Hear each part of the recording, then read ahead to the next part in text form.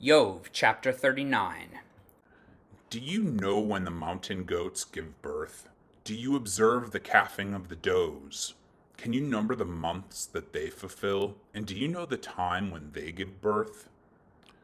When they crouch, bring forth their offspring, and are delivered of their young. Their young ones become strong. They grow up in the open. They go out and they do not return to them.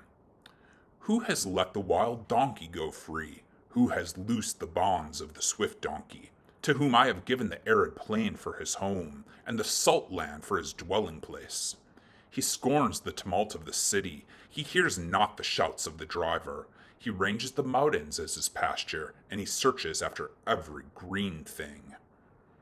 Is the wild ox willing to serve you? Will he spend the night at your manger? Can you bind him in the furrow with ropes? Or will he harrow the valleys after you?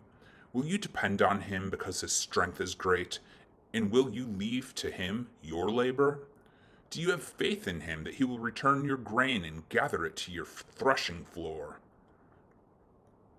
The wings of the ostrich wave proudly, but are they the pinions and plumage of love? For she leaves her eggs to the earth, and lets them be warmed on the ground, forgetting that a foot may crush them, and that the wild beast may trample them. She deals cruelly with her young, as if they were not hers.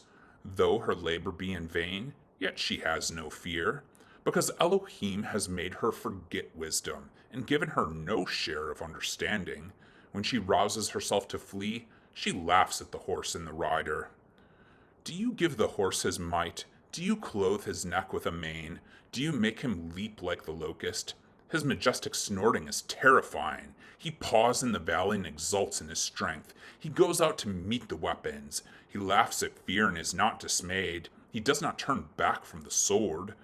Upon him rattle the quiver, the flashing spear and the javelin. With fierceness and rage he swallows the ground. He cannot stand still at the sound of the trumpet. When the trumpet sounds, he says, Aha! He smells the battle from afar, the thunder of the captains and the shouting. Is it by your understanding that the hawk soars and spreads his wings toward the south? Is it at your command that the eagle mounts up and makes his nest on high? On the rock he dwells and makes his home, on the rocky crag and stronghold. From there he spies out the prey. His eyes behold it from far away. His young ones suck up blood, and where the slain are, there he is. Amen.